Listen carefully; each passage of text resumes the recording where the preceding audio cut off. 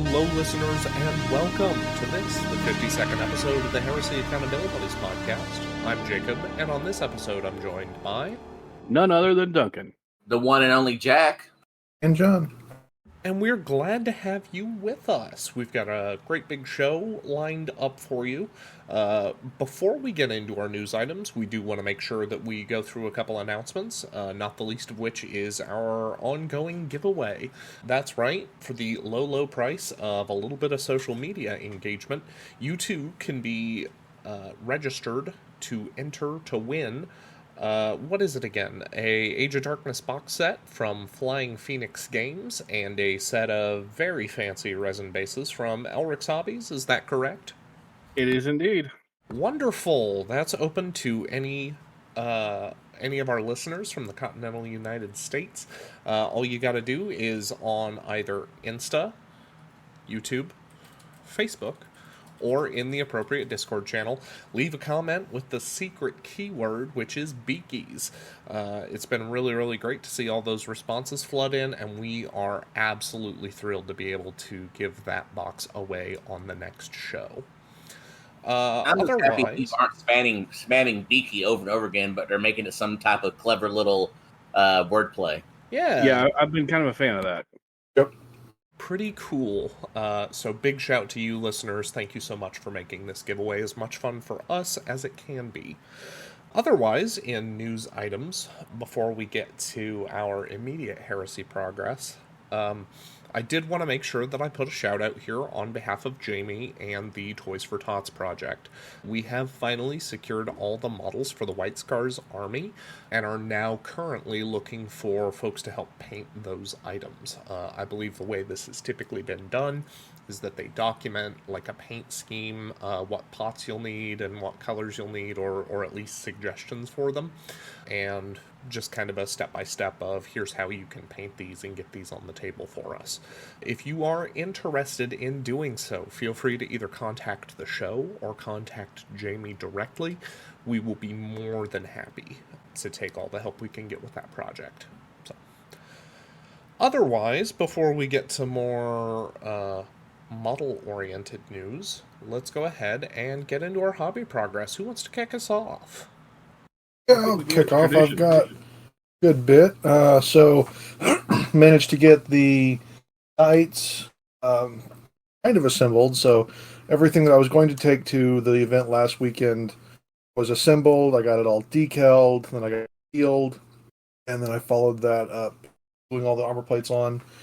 Had a good couple of games, 4 games over the 2 days I was there for Luke Furic Strand. So, couple missions that I really couldn't take part in just because they were specifically geared towards making sure that scoring objectives were done on like infantry or the things that should have just said do they have line, that he put things like, must be an infantry or must be a cavalry or must do this. So we tweaked a couple missions, but a couple of them we just left as is. One of the games I played against another knight player, and then we had other guys come in from Austin and behind the shuffle, but all in all, I think it was a really fun event. I look forward to our next event, Warzone Houston. That's what I'm trying to get everything finished for. So tonight I'm going to try to put some more decals down on the other knights. I've got one Lancer decaled. I also picked up a plastic Lancer. Everyone that knows I like decals. And the other thing on that one is a lot of the armor plates are a lot more separate, so you don't have cram everything all together like I had to for mine. So the knee armor is actually a completely separate piece with the knee valves. A couple changes that are done with that to make it a little posable. I was worried that it was actually going to lose some of the posability because of how it was constructed, but they actually make it fairly easy to build just straight out of the box. There's guide pins on the toes and things, so you can stand straight up real quick and easy, doing stuff with it. And then I think it's a really good kit. So it's a little expensive, but I think it's worth it for anyone that wants to get a Knight Lancer. We'll talk about how good those are in just a little bit. I did write a fluff piece. Go ahead and save that and do a little cross promotion. I'll into the next RFI and read out my fluff piece as my general RFI phone for their next guy. We'll look forward to seeing that or hearing that from you, John. In the meantime, it looks like you might be cutting out a little bit on our end, but I think by and large, if I understood you, you had a pretty good time at the latest event that you went to. There were a couple objectives that you weren't able to participate in, and you had said you would hope that they could just move those conditions to requires line or requires scoring. And then otherwise, you were pretty pleased or pretty impressed with the plastic Lancer kit. Is that a reasonable synopsis of what you ended up saying? Yeah, I think so. I just boosted my input a little bit, see if that helps. That does seem to have done That so, seemed yes. to have done significantly better for us. So we're glad to have you with us for the show, and I'm glad I was able to kind of grasp what we were going for there. Otherwise, John, who did you want to hand it off to? I'll do you, Jacob. I have been spending a lot of time getting podcasts edited, and then I also launched our Patreon.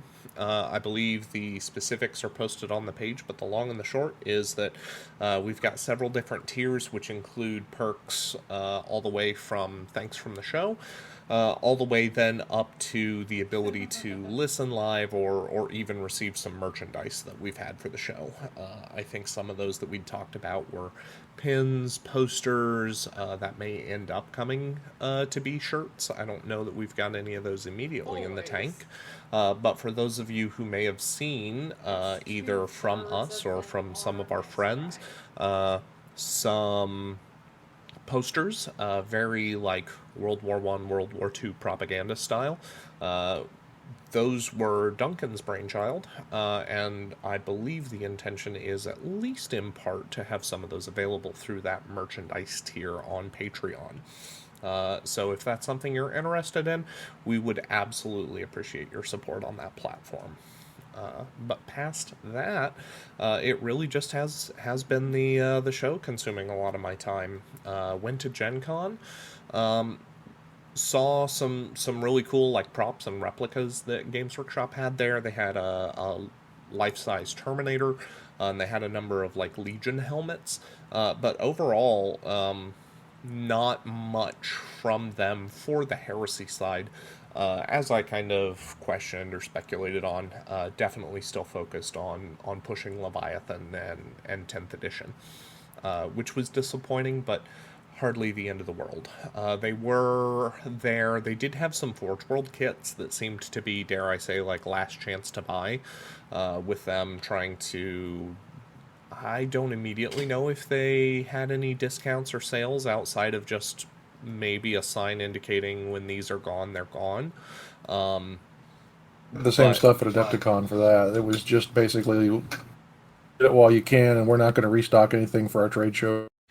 Yep. And that I suppose is to be expected to a certain extent with the move to the Mark 6 plastics, and the appropriately scaled Mark 6 upgrades. But it is a little disappointing for those who may have had a Mark 4 army to see that army get, dare I say, quietly squatted, as the scale sort of slides as it does. But overall, it was still cool to be able to see those items available for purchase. So here's hoping that if those are some things that you need to complete your army, that you're able to get those before they go. Otherwise, we will go ahead and step over to Duncan. Me? Well, let's see here. I got the next squad of Blood Angel infantry started. And by started, I mean they're assembled and slowly getting stuff put on them. I did some of that yesterday. I've got a little bit more work done on some of the inductee or inducti, or however you pronounce it. Andy Hoare, or whatever his name is, actually was on or sent a letter to the Eye of Horus podcast, and he had a big thing about how he was wanting it spelled. It was like inductee eye or some nonsense, and I'm not going to do that. But anyway, I did some work on them. Then I did some work on actual work, some more work on some overtime. Participated in a little bit of a hobby hangout that we had Saturday with Jamie and Byron and Jack and some others. And other than that, I have not done a lot. I will freely admit that I've fallen down a hole called Baldur's Gate 3, and I'm okay with that. I did get a game in yesterday with a local named Brad. He and I ended up getting in a draw. We used one of the missions out of the Cathonia book. He had his Alpha Legion and did stunningly well at playing Hamburger and hiding from me and shooting me out of my everything. And it was not an easy game for either one of us. It was fun. Also taught my friend Trevor the glory of the World Eaters, how they work against Sons of Horus with our friend Keith for the Kentucky 30K group. And it was fun. It was good times had by everybody. And that's about all I've done. So I will turn it over to Jack for all the hobby stuff he has done. Since last we spoke, my Imperial Fists, the models are together and need to be deckled. And because of a little PDF that came out here recently, I ran a brass scorpion that's on screen now for the cast to see. Yep, that looks like a brass scorpion. So I think I did other stuff, but I don't remember what. So you're planning on using the brass scorpion with your Imperial Fists? No. The brass scorpion is probably going to go with army. Maybe word bearers. I don't know. This new PDF has me really excited for a model that I liked for years. Finally bought before second edition dropped, and then I couldn't. Okay. Before this, I'm happy I can play with it now. Okay. Well, cool. You done anything else? No. Well, I think that covers hobby. That does cover hobby, so let's go ahead and get into our news topics. Since our last show, I believe we have gotten news of the triumphant return of the Arvis Lighter to the Forge World range, as well as the announcement of a Sons of Horus Legion weapons kit. Ooh, I'm kind of torn on that Sons of Horus Legion weapons kit. So, to take a positive spin, I think it's cool that there's a couple different styles, varieties of Power Axe in there. Really, really awesome, including one that they expect to be an official Power Tabar bit. So all told, the kit is a Terminator-sized Power Axe, 2 Power Armor-sized Power Axes, a Power Armor scale Tabar, and then probably the most suspicious or suspect point of value in the kit are 6 Banestrike bolters and 4 Sons of Horus dressed up Umbrus pattern bolters. That's my kind of bugbear about the kit is the fact that Banestrike bolters are now magical special guns, no longer a type of ammo, is a little weird. And the fact that I've always hated the kits where you get some power armor and some Terminator. If I want to outfit a squad of either, I'm going to buy those squads. Left with a bunch of crap. I don't. You're cutting out again, John. I do agree with your point that I do wish that we would have more intelligently segmented this into a Terminator kit and a power armor kit. And it's interesting. I don't immediately know how well this is going to sell for them, because I do think that given the amount of material we're looking at here, this is probably going to be approximately the same cost as what we're anticipating the Despoiler upgrade kit is going to be.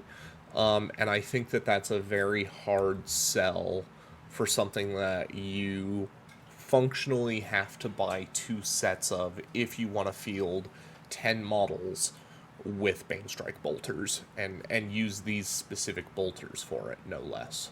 I'm going to say this about this kit. I like the axe part. I like the 2 hand axes that are not Terminator related, and I like the Power Tabar. I'd like to see how thick that blade is before I make a final decision on it. But I'm really not that huge of a fan of having basically 10 of those bolters. Especially since those bolters have varying different ways they're being held, including one by a Terminator hand that kind of, I guess, matches up with the Carsoran Power Axe. I'm just kind of ambivalent about the guns. The arms, sure, we all need arms that are straight. There look to be 4 there, so that's nice. But I wish they would put these axes out on their own, like the old 5-pack of, or maybe it was a 10-pack of the Tartarus power axes. I wish they would put those out like this, or this out like those. I think that would be better overall. I'll get a set because I want that Tay-Bar, so I'm going to put it on a guy. I already know that for a fact. But I don't know how much of anything other than the 4 other straight arms that I will actually use, which is kind of unfortunate. So I do want to ask while I'm thinking about it. Sons of Horus don't have the thing like World Eaters have where they have additional access to chain axes, do they? They just come native on the Reaver squad? And Inducti. Okay. Oh, them coming on Inducti really makes me feel like this was a missed opportunity on this kit. Like, big time. Yeah. Yeah. Yeah, I'm kind of agreed. Because the Reaver kit looks like, at least how they display it on their website, it comes with 4 axes, 2 lefts, 2 rights, and then 1 dude with Power Fist. So unless you're going to have so many Reaver bodies because you're using them for things like either veterans or command squad or, Chieftains, the unique command squad, you're eventually going to come up wanting for power axes for chain axes for Inducti. Yeah, and you're right. And chain axes do come available for the chieftains as well, and I use chain axes there. I'm not complaining about the kit because the fact that it gave us unique looking Karsoran power axes and the power Tay-Bar, I'm fine with that. Especially since we don't get things like that very often. But I feel it definitely could have used more. I am gonna go ahead and float. I would have to go way back, and I understand that this was like 10 years ago at this point.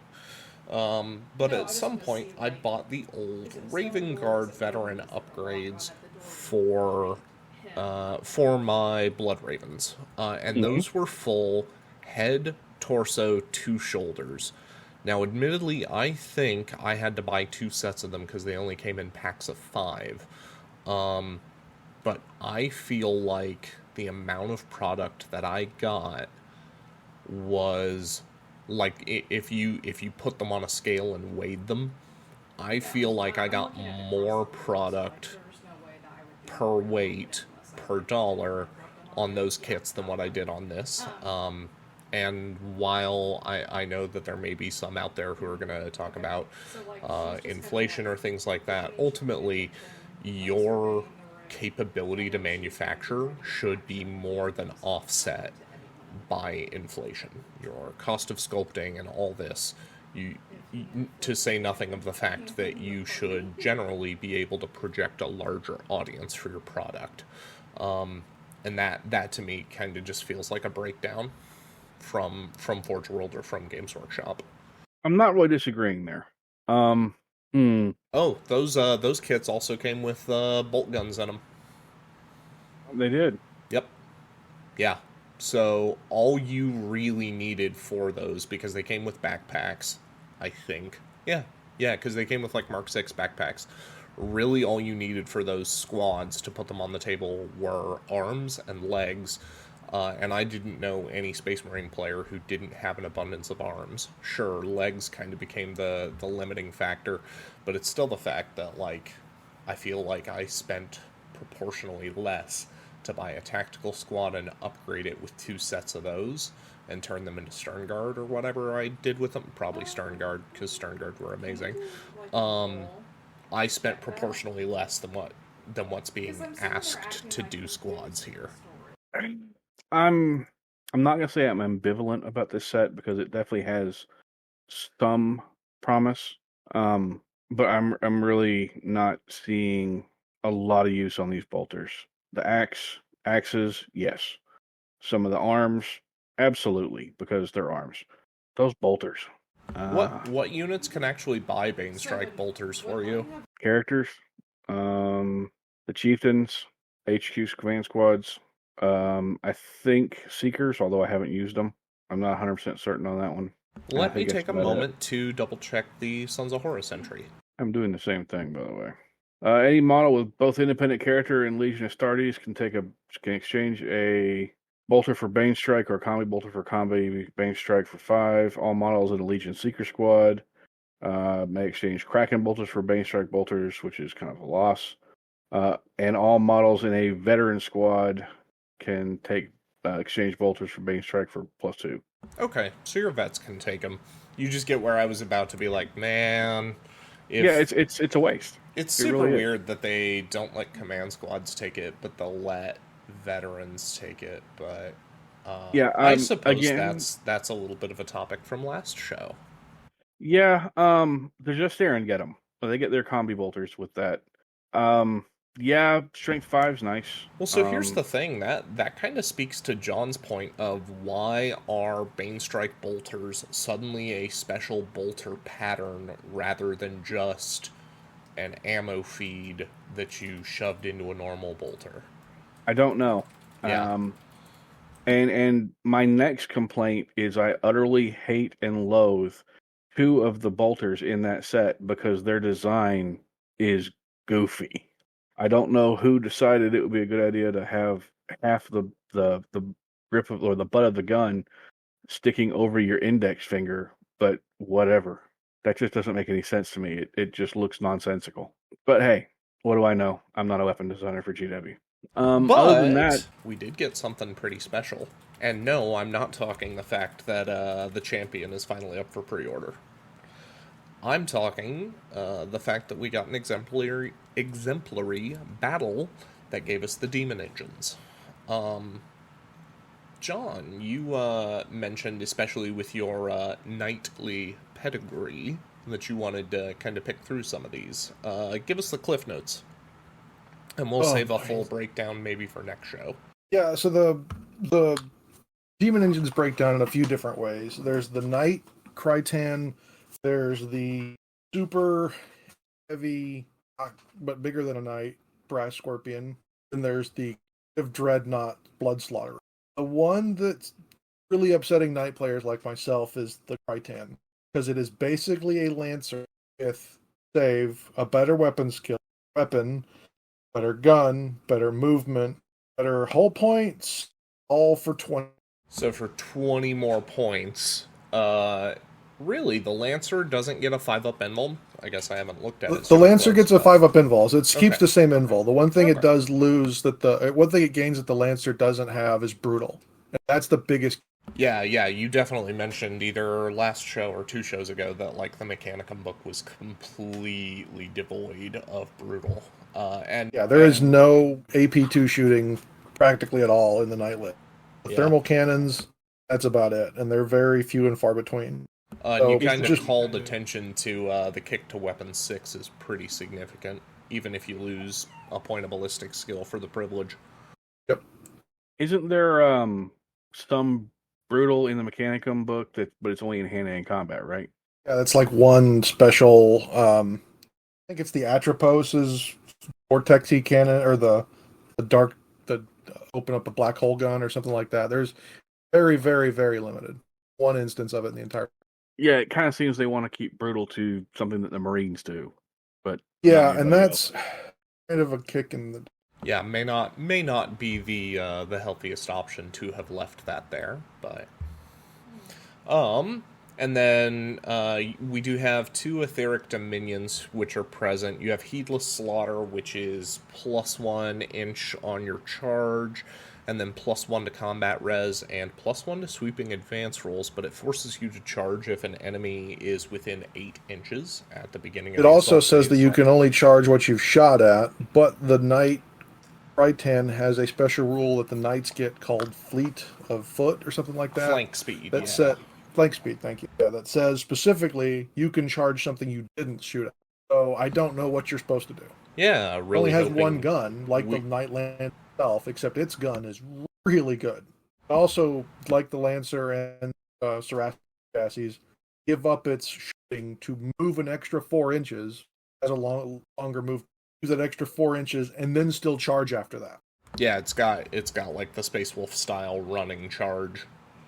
Yep. Yeah, so that gun ends up being Strength 6, AP4, Heavy 18, Pinning, and Shell Shock 1.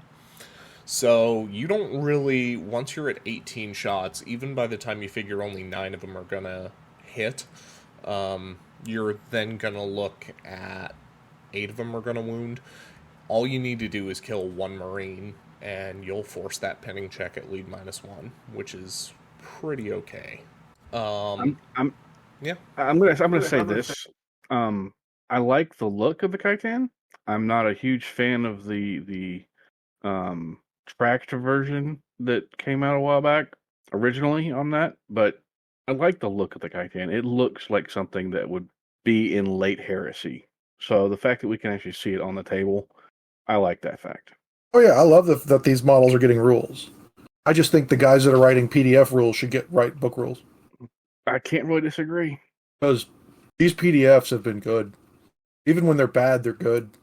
Yeah, I'd like to see more PDFs like this, and thankfully they have said we're going to. I will say that the new PDF has made me go, do I want to buy a Blood Slaughterer or 4? For those who are unaware, who haven't grabbed the PDF, first and foremost, it is completely free. Second off, any of these choices can be taken in their respective FOC slot by Trader Mechanicum, or if you are Trader Astartes and you take a Praevian, you may replace one of your normal Mechanicum selections with one of these malefic engines, shall we call them. So if you chose to take a Praevian, you could take a unit of Blood Slaughterers in fast attack instead of taking Castellax or Vorax. You obviously can't attach to them because they don't quite function like that. But Blood Slaughterers really stood out to me as an option for people like Duncan, who tend to take their javelins as much for the shooting as they do for, well, this thing's going to die on Overwatch. Blood Slaughterers are technically dreadnoughts, and they're corrupted engines. But they function very similarly to like an assault javelin, if you will. They are slower. They don't have the fancy knight ability to run and then charge, but they do have move through cover. They are strength 6. They do have a power sword as their melee weapon, and that comes on the back of weapon skill 5. And I like what they did with the harpoon. They changed the harpoon to from dragging to you just get a reroll on your charge, which it kind of neuters it, but at the same time makes it so much.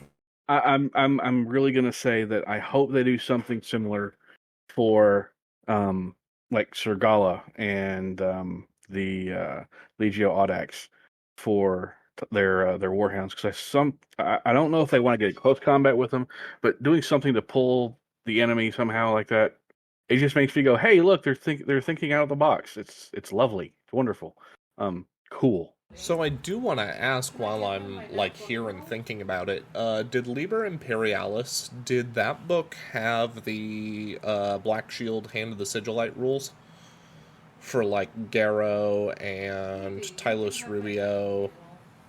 No, those were Legacy's PDF. Those are Legacy's PDF, so that's fascinating. I mean, I guess as long as they're in Legacy's, there's no point to like making an expat of them, but that's very interesting that we do have those like official character series sculpts that are. Yeah, I mean, just more stuff that we wish was slightly different, but it's what it is. Yep. especially because as we were coming to a close on 1.0, I was building a bunch of those guys. That's a shame. But yeah, for those of you out there who have trader armies and have some of these Demon Engine models, or have always looked at them and thought they were super cool, we strongly encourage you to check out the PDF, and I'll expect we'll do a deep dive on it next show. Yeah, this is fantastic. I wish we get these once a quarter. I want more, but like this got me so excited when I read it. I giggled like a little schoolgirl at work, and people were asking me why. Yeah, I was sitting there at work and I was reading it, and I was like, yes, hobby mojo working, running fast, hard, yes. Oh, I'm at work. Never mind. But And yeah. Decimators. Yeah. Yeah. I'm just encouraged to possibly have the ability to have more nasty attacking, charging stuff now in my fast attack other than just jabs. So, yay. Just with a small Pravian tax. It's not like the Do you, Bravian's bad. do you really Yeah, think I'm and going to have a problem with that with my world leaders? No. something tells me there's going to be a lot more Pravians built for the next few events. Somewhere over here, I have one that's been sitting here waiting for a reason to put him together. So, I think he's eventually going to be painted up in some blue and white. Other than that, I think we have the next in the Heresy maps that's dropped as well for pre-order. The last week, the interior of the palace, The Which ruined was- interior. yeah, the ruined interior of the palace, which was the White Scar book map. Yeah. They haven't done a lot of those maps lately. And this is the first one of those maps that they've released that was actually inside of a book, I believe, before it was released. They all are. Was it? Were they all? That Yeah. must be crazy. It might just be in the leather ones that I get, but Yeah, I don't get the leather ones because I'm never awake enough early enough to actually get the order, and I don't want to pay scalper prices. I missed one, and now I think I have to pay scalping prices. So there's another 2 nights. But yeah, the map's available. The ruined interior of the palace. It looks beautiful. It's gonna be. It's leather. the only one that didn't sell out immediately too, so that's a little weird. I know that it kind of set me back because, as far as I know, it's still available today. I checked while we were talking earlier, and so it's still up. I ordered mine. Yeah. How many have we done for this series now? This is the 6th one, isn't it? 6th one. 6th or 7th. Because I've got 5 over here, and I don't think we've had another one. I think I've got all of them so far. My problem is they reused that box for their other roly things. So the 2 weeks ago they came out with Memento flag. I got. There was also the Gaunt's Ghosts map of the their sector. Yeah, I never got the Gaunt's Ghost one, but I've got, I believe, all of the current maps they've released. Hopefully, one day when they've put the entire series out, I can sit there and put all of them behind glass or plastic in the thing and decorate my my area with them. It'll be nice. They weren't so blast expensive. They've made an amazing blanket. All those people turning t-shirts into blankets. Yeah, I mean, that could be cool, I guess. Kind of weird, but sure. Now that it's in your brain, you're not knocking it. Yeah, you're not wrong. With all of that having been said, I think it's time to get into our big topic for the episode, which is more units that you may or may not see on the table reliably. We've noticed a couple other creators, including RFI and Ineptus Astartes, doing this same topic, and we absolutely wanted to throw our hat in the ring with them and talk about, first and foremost, the Assault Marine. Right. So Yeah. it's pretty much anyone who listens on a regular basis knows I play assault armies. It's my bread and butter in Heresy. Getting up close and punching them in the face. So assault marines, they're movement 7 plus the jump pack. Weapon skill, ballistic skill, strength, toughness are all 4s, 1 wounds, 4 initiative, 1 attack base, 7 leadership, and 3 up armor save. They come in a squad of 9 guys and a sergeant for 145 points. Additional guys are 12 points a pop for each other guy. Combat shields are 2 points a pop per person. For each guy in the squad, you can get heavy chainsword. Every 5 guys, you can get a heavy chainsword or a power weapon or a charnable weapon. Heavy chainsword's 2, power weapon and charnable weapon are both 5. For every other 5, you can have one person swap out the bolt pistol for a flamer or a a hand flamer or Volkite Serpenta for 5 points, plasma for 10. The sergeant can have a plasma pistol for 10, hand flamer for 5, Volkite Serpenta for 5, a heavy chainsword for 2, a power weapon, charnable weapon for 10, power fist for 15, lightning claw for 10, 2 lightning claws for 15. The sergeant only can take melt bombs for 10, or artificer armor for 10. So I don't dislike assault squads. I'm not really a super huge fan of them in this edition, but I don't actively hate them. With jump packs giving them not only hammer of wrath and deep strike and having the extended movement, in some ways they seem kind of like better despoilers but they don't have the Heart of the Legion. Yeah, you lose both heart and spite when you put that jump pack on. And you spend 50% more per model for that privilege. Yep. You also don't have any you don't have any transportation options. Not that you need them, because they're faster. So for my world leaders, I do have 2 squads of these guys. I have them at squads of, I think, 16, 15 guys and a sergeant. I just don't use them because honestly, not that they're not that great in fitting in with what I have. Because I build armies and lists around themes. But I'm just throwing them on the table because I want them on the table list. Say the world leaders, they have chain axes, so that gives them something. And they have the world leader charge bonus, so that's something else. But A, they're not that big a threat. B, they're not that great at any one thing. And we're seeing a lot of prevalence of weapon skill 5 on the tables.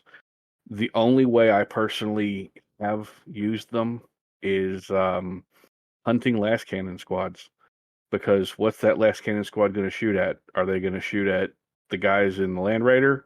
Are they going to shoot at the big nasty assault squad over there on the other side of the table that's not focusing on them? Are they going to shoot at the dreadnoughts? Or are they going to shoot at 10 guys who cost me 155 points because I put Artificer on the Sergeant who are coming at them?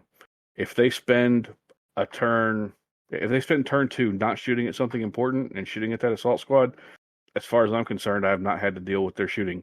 So that, to me, could be a huge bonus because my other stuff can be unmolested for a turn by the 10 sundering last cannons. I don't use them for much beyond maybe, if they survive that far, getting an assault or seizing a backfield objective. But like I said, most of the time I just use them for the ubiquitous last cannon squad harassment. And it works because people don't really look at them. They don't really care because they're not all that great, and most people don't pay attention to them. Man, it is super tough for me to look favorably at a unit that requires your opponent to misplay for them to get their most mileage. That's super hard for me. I'm not disagreeing. Yeah. So the things that kind of make me look non-favorably at the assault squad is the fact that I can buy a Rhino with the Dozer Blade for a Despoiler squad, and I can put that on the table for about the same amount of points as what I'm spending on an assault squad, and it's technically a little bit faster. Not counting the fact that the Assault Marines actually, can they run at the same time as they jump? They can. Okay. So that does slow you down a little bit relative to that, but you want to know what you're not dealing with? You're not dealing with dangerous terrain. You want to know what else you're not dealing with? You're not dealing with enemy artillery, by and large. And in the meantime, if or when you actually make it to combat, you've got Spite of the Legion and Heart of the Legion. You're also not getting intercepted if you decide to drop. Bingo. There's so much there that it makes me... It's extremely challenging for me to look favorably on the assault squad.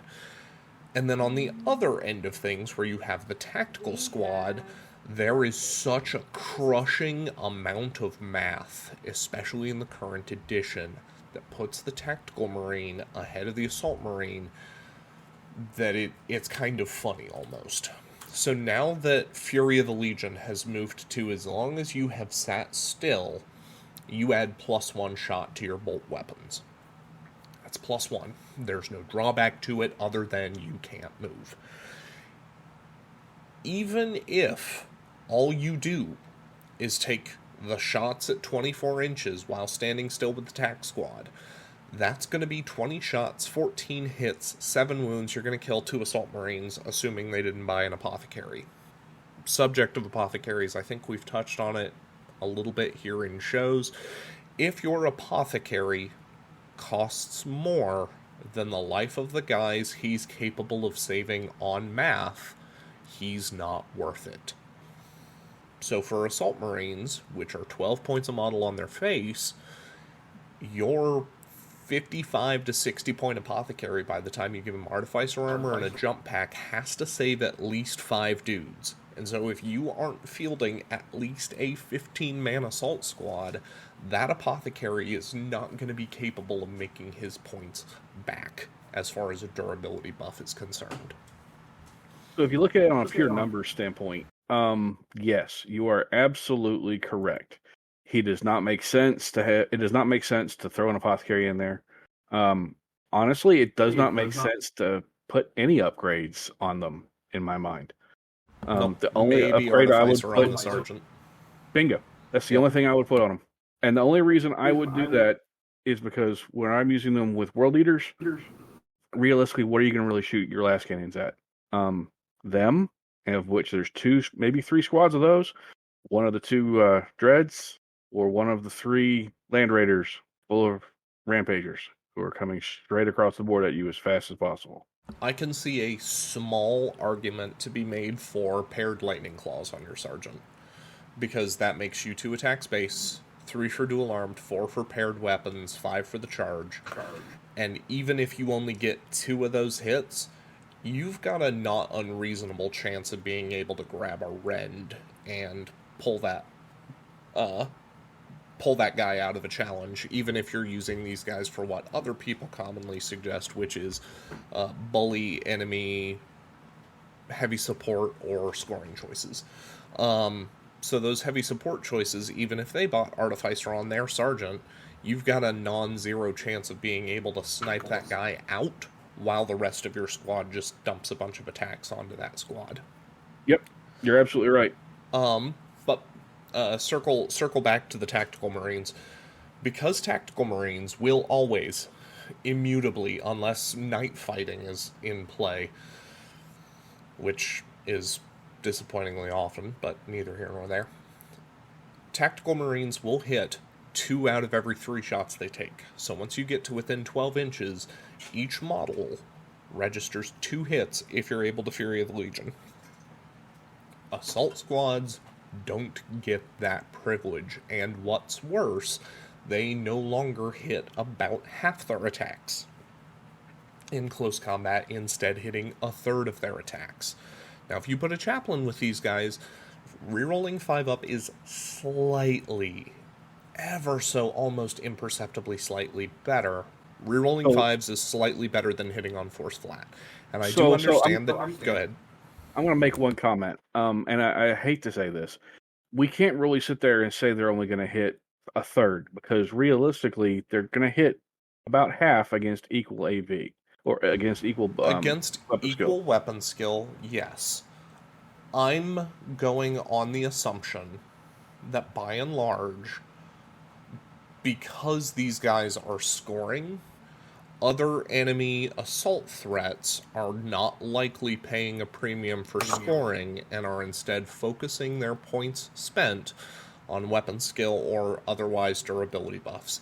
Even if you just take vets and put them in a rhino and have them exist to try to speed bump an assault squad from getting to your heavy support squad, vets are going to take these guys apart.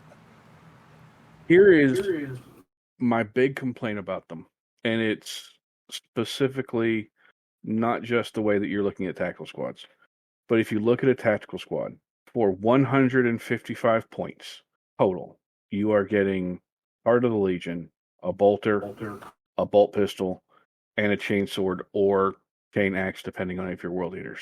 That's the exact same cost as an assault squad with an Artificer Sergeant. You lose a bolter, you lose Heart of the Legion, and all you gain is movement. Yep. They just don't make sense to me to cost half again the points. Not what could be at all. a tooled tactical squad or a more tooled despoiler squad. Like I said, I have them, so I use them sometimes, but I honestly cannot recall a single time this year, like 2023, that I have put Assault Marines on the table. Have I put Jump Pack Marines on the table? Yes, but they've been my Reavers, my Jump Reavers, or a squad of the Jump Destroyers. But that's it. I have a real hard problem wanting or finding inspiration in playing the Jump Marines. in assault squads, which is bad for me because I'm sitting here painting some for the Blood Angels. I've got 40 for my Ultramarines, and I'll be honest with you, last time I used them was 1.0. Every time I try to put a list together, I run into the same problems you're talking about. I've got apothecaries built for them, I've got chaplains built for them, but chasing bad money after bad money. There's no way to make them okay to good without dumping a crap ton of. At the end of the day, they are still 3-up save models. Maybe a feel no. Yeah. To me, I love the look of Assault Marines. I always have, and I love the function of Assault Marines because Lord knows I play Assault Armies, and that's how I like the game, and that's how I'm going to keep liking the game because I've liked it that way since 2nd edition, and I've had Assault Marines since 2nd edition. But and like I said, I'm painting more. I mean, heck, I even have Assault Marines for my Iron Warriors, which should say something. But to me, they're in the same problem as vets. They exist, they are a thing, and yes, they can be useful in the right situations and tooled the right way. But for me, I think the right way to tool vets is naked. And I don't think, sorry, not vets, but the right way to tool an assault squad is naked. And I don't think using them for anything other than occasionally grabbing objectives and being a line unit in an assault army that doesn't have line anywhere else. I don't really see any other use for them. And that's sad. Yeah, I wish they were better. I wish they were better a lot. And it continues to like baffle and at least moderately frustrate me how some legions do actually, thankfully, get to use Assault Marines. Blood Angels come to mind, where if you field Sanguinius, you get the +1 weapon skill for jump equipped units when they charge. Night Lords come to mind because the outnumbering bonus is demonstrable when you are bulky 2, and you get to capitalize on a rule that you may or may not be paying any actual points for. Really cool. But then you have Raven Guard, who have all this bird iconography and everything, and standard rank and file Assault Marines are just junk in that army. They were kind of junk last edition. They're super junk this edition, because your reward for having a jump pack in a Raven Guard army is that you reroll to wound. When Assault Marines come with Chainswords native, and when Dark Furies come with Lightning Claws native, you reroll to wound as your Legion trait. It's pretty cool. Otherwise, do we have much more to say about the Assault Marine, or do we want to touch on the other quote-unquote core scoring choice in terms of Preachers? I have one final thing I want to say. And I don't mean this to sound negative, even though it's going to come across that way. It feels kind of sad to me that a unit as iconic as the Assault Squad got as poorly done as it feels they have been done. Yes, there are certain legions that can make them better. The World Eaters, the Blood Angels, the Dark Angels, all for certain make Assault Marines better. Their look is just iconic to 40k. Video games have featured Assault Marines. Art features Assault Marines. Books feature Assault Marines coming out of the heavens on their cover. Some of the best art that has been done for 40k features them. And they're literally tied into the mythos of so many legions and the way they operate. They are one of the iconic units, like the Rhino, like the Land Raider, like the Dreadnought. And they're just the way they are. I just feel that they kind of got a bit of a kick, and that kind of makes me sad at the end. And I know a lot of people are probably going to say, well, then why are you complaining about the fact that plastic Assault Marines don't, if we're hating on them so much? And to be honest, yeah, it is a little hypocritical to hate on or to want a unit that is so terrible. But at the same time, an Assault Marine box would open up options for despoilers, for command squads, for veterans, weapons for sergeants. There's 1,000 ways that even legions that use Assault Marines correctly, the buffs and whatever, those legions could use that box in XM. I think that even though we're dumping on them, I think it's important that we still get a plastic box. Yeah. If we got a plastic box for them, I'd probably make 2 squads of them just for the the Sons of Horus, because I don't have anything other than Jump Reavers for the Sons of Horus. I would probably make them, because that way I could have them, and it'd be less stuff I would possibly have to build for the Sons of Horus in years to come. Especially since, there is that scene in the very first book the very first novel, where Jump Marines are involved in the assault on the Emperor's palace with the Sons of Horus. And it's cool. Like I said, I love the iconic look of them, the way they function.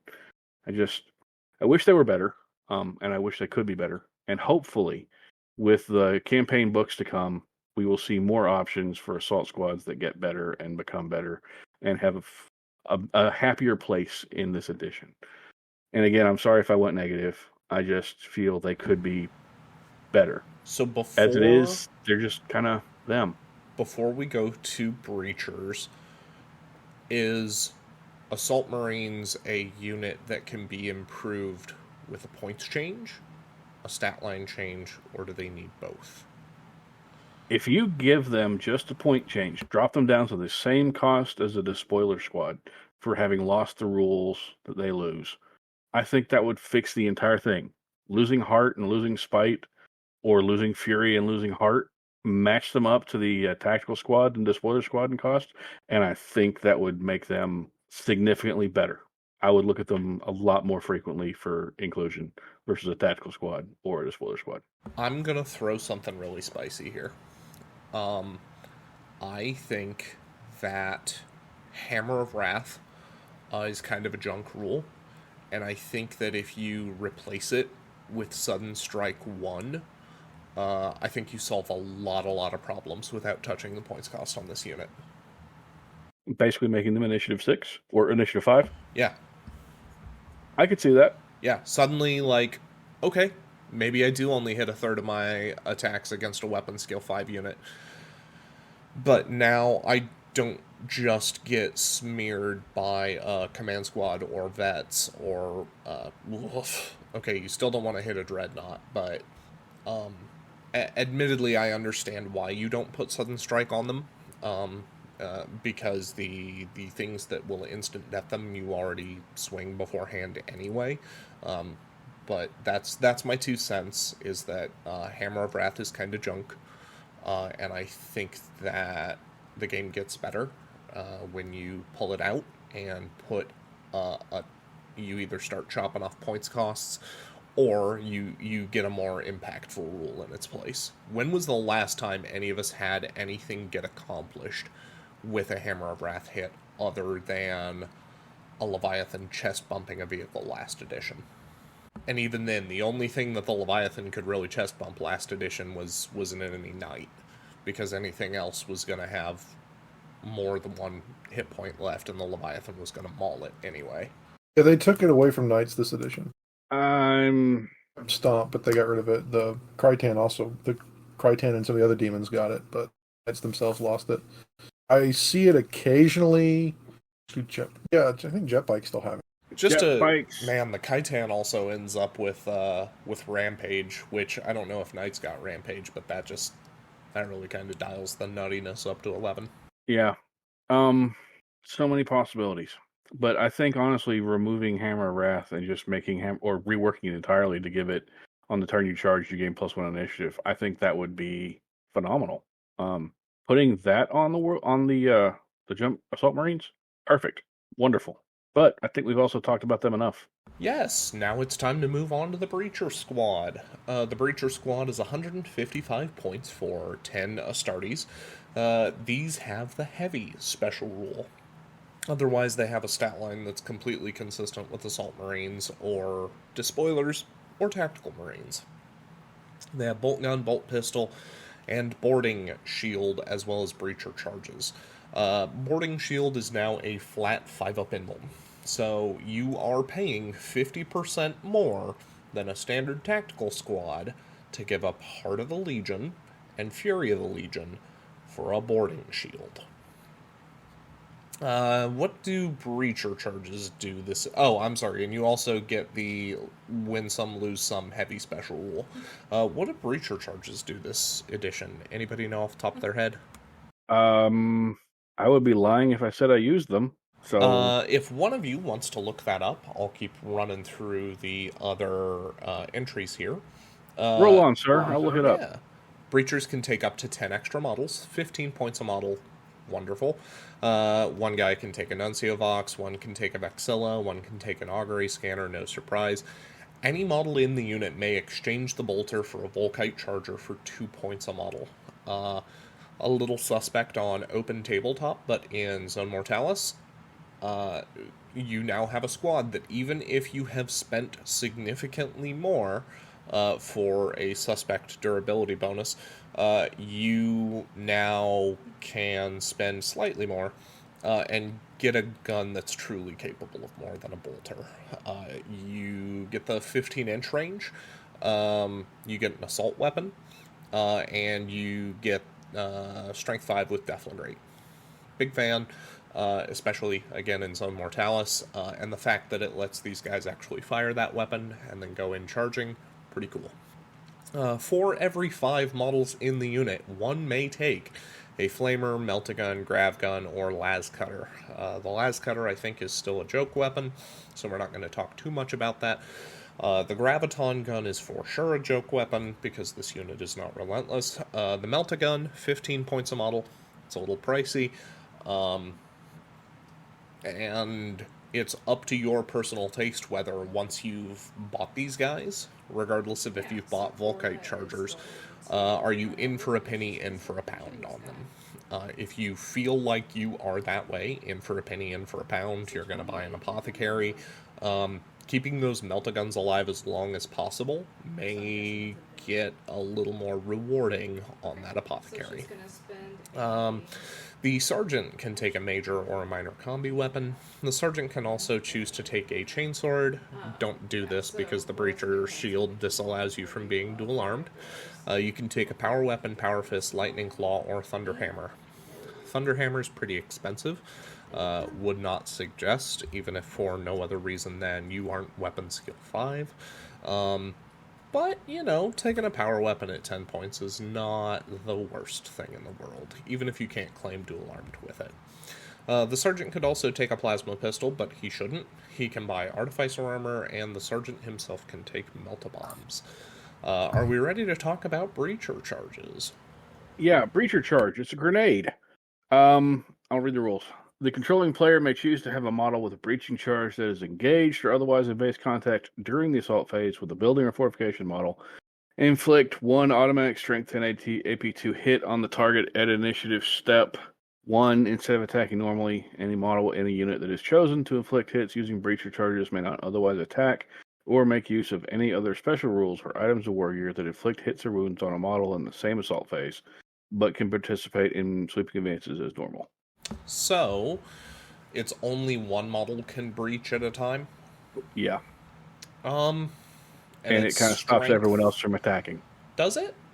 Yep, strength 10 AP2. Strength 10 AP2. At the very least, I think it makes buying Melt-A-Bombs for this unit pointless. If you are somehow not in Zone Mortalis and these guys end up bumping into the side of a Land Raider, I would rather have any given model use the Breacher charge than dump 10 extra points on Melt-A-Bombs, which are technically better, but it's probably not going to be better enough to matter. Nope. I don't disagree there. Aren't breaching charges only for buildings? Yeah. Oh, I thought it said vehicle. Buildings. Oh, only for buildings. You could definitely take out that door. Yeah. So, again, Zone Mortalis, where you have doors, breaching charges are great there. Otherwise, we're just going to continue to act like they don't exist. Breachers, to me, are the same problem as Assault Marines, but arguably worse so. Thankfully, there is a game mode that I feel like they actually shine in now with Zone Mortalis, and the fact that I don't think last edition everybody could buy Volkites, but I could be super wrong. But yeah, it's just, unless you're playing, Imperial Fists who have Stone Gauntlet, that can actually make Breachers, like Tough 5 or something. I'm not sold on these guys. I just don't think there's enough here. Unless, okay, let's go deep on theoreticals. if every other unit or model in your army already has an invulnerable save or is otherwise in 2-up armor, breachers can pose a value because they take the least durable thing in your army, scoring choices, and make them more durable in a way that nothing else does. They can also take land raiders or termites as dedicated. Termite as dedicated, I think, is terrible, but that's just because I think the position that Deep Strike is in, especially for transport and marked Deep Strike, I just don't feel like it's there this edition. So yeah, this is a unit that like I'm probably more sympathetic toward, or I could see more condition to running than what I could for Assault Marines, but it's still for me for the fact that you are spending 50% more than a tactical marine, and you are not more durable than just buying 5 more tactical marines. That's tough. So, I hate to say this. Termites need another look. When they come in, they can actually do some work if you go in danger close and then like hit, say, a vehicle. They can, but if I'm correct, unlike drop pods, they don't have anything to like prevent terrible scatter. Is that correct? Nope, they don't. Yeah.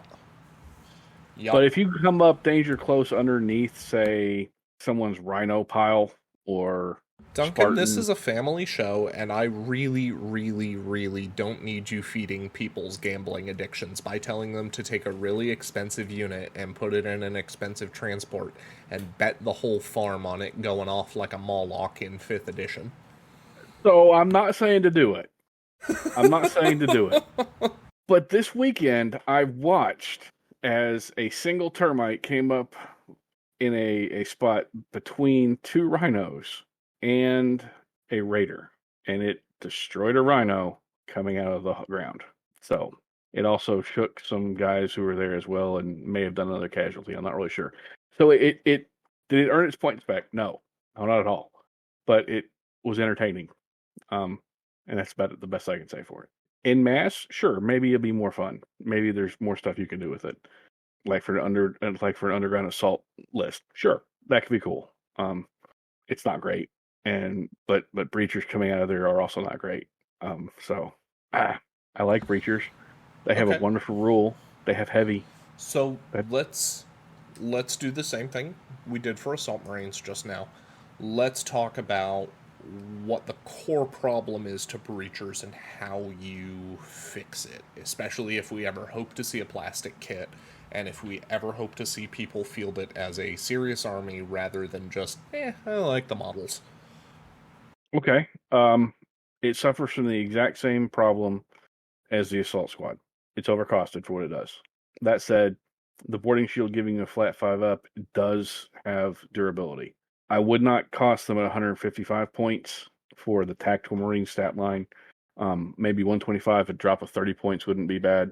Or leaving them at 155 and giving them the possibility of having chain swords on about all a 2-up to shooting.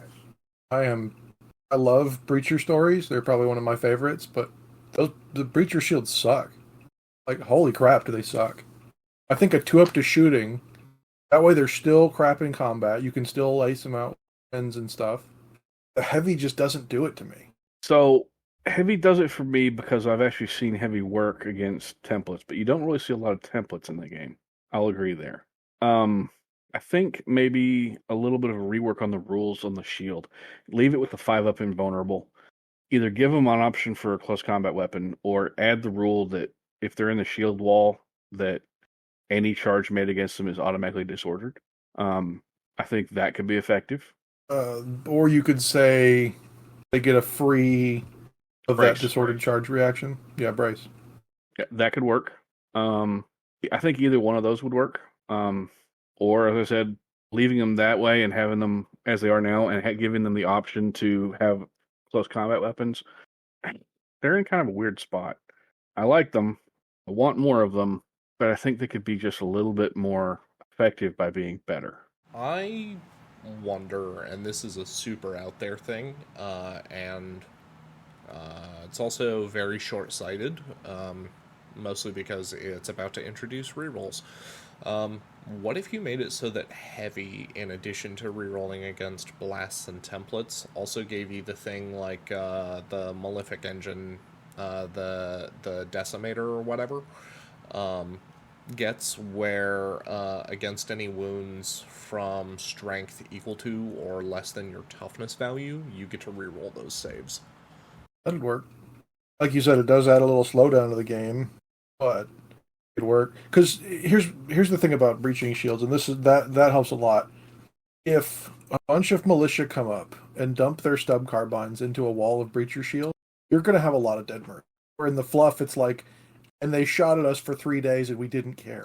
I would almost be of the opinion that allowing breacher shields to give you a reroll on your regular armor save, as long as you are not in anything other than power armor. No artificer, nothing else. Just if you're in power armor, you get a reroll against any failed armor save, against anything that's not going to cut straight through you. That I could see. Oh man. Coupling that with that 5-up for invulnerable and not rerollable, I think that could work too. I think that would definitely make them moves us closer to like movie Marines though, and that ends up with Astartes players putting half to a third of the models on the table. I know. But if you leave them as they are, where they cost half again the cost of a tactical squad, and all they really get is a breacher shield, that's significantly highly overvaluing a 5-up invulnerable save, in my opinion. Oh, I completely agree there. I think we're all in agreement there. So maybe giving them the rerollable 3-up, that might be a way. I'm not sure. Yeah. Or just say that it's flat out a rerollable 3-up. That way, even if it's Artificer armor, you fail it at a 2, it's still a rerollable 3. It is a little better than not as good as a rerollable 2, but at the same time, it takes a lot of the thinking out of the game. It would. Another thing, and I hate to say this, would be make breacher shields a 4-up, almost as good as, if not better than. Actually, I think if you did that, you would see them on a lot more actual models, like command squads on bikes. Yeah, I think. Yeah, I'm kind of torn because I use breacher shields in my chieftains when I field them, and they're already heavy, and they already have a 2-up, 5-up when I have the breacher shields on them. So, kind of torn. Breachers have a rule. Master of the terminology you want to give it. They can take their 3-up, and if they fail, they can try to save it on the 5-up, showing that it got hit on the shield. Only for them. You're not changing the roll for the breacher shield. Can they be joined by apothecaries? Yep. That would 3-up, be my 5-up, worry. 5-up. That's wonky with the way they're trying to make the game. Or you could just say it's a 5-up, feel no pain, and that way when the apothecary joins, they become that much better. It's not that much out there. Is there anything rule-wise out there that ignores Shrouded, other than like Flamers? Night Vision. Night Vision ignores Shrouded. Yep. Night Lords entirely. I would say I really like Jack's idea. Take the ability to have an attached apothecary away from that squad, make them a 3-up, 5-up flat. Because of that shield, they make the save one way or another, and make that 5-up be an invulnerable, one followed by the other. It would absolutely work, and I think that would actually make this squad significantly more present on the battlefield. Well, do we have any more thoughts in passing? Yeah, I'll have one last go. We all know it's not first edition. We all know there are huge differences between first and second. There are some things I think that could do better for us with the scoring units. I don't think the tactical Marines need to change. I don't think the spoiler squads need to change. I think to make assault squads and breacher squads more prevalent on the field, they both need to be reworked some. And that's all. That's where I'll leave it. If you remember correctly, 1.0 had the same problem with assault Marines. It did. They had to FAQ them to reduce their costs down, to deal with a couple other things. But I think GW in general overvalues movement. And it's not bad because it is a movement-based game. Side of things, when they overvalue movement and overvalue combat, overvalue something else, backing up the overcosted units. Yeah, you're kind of right.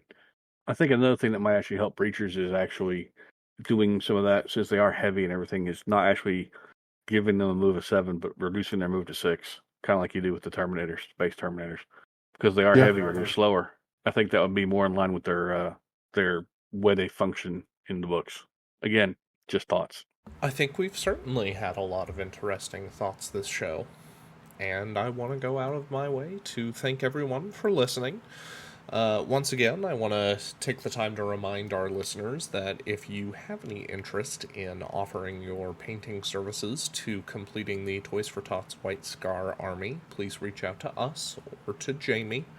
And otherwise, I wanted to make sure to remind everyone, make sure you continue to comment on Facebook, YouTube, Insta, or Discord. You can earn up to a maximum of 4 entries, not 4 entries per episode, but 4 entries in total for the use of the special keyword Beakies. And otherwise, I think we're good to wrap this one up, gentlemen. I've been Jacob, and on this episode I've been joined by Duncan. Jack. And John. Thank you so much for being here with us, listeners. Remember, stay accountable to your hobby and to your buddies, and we'll catch you here next time.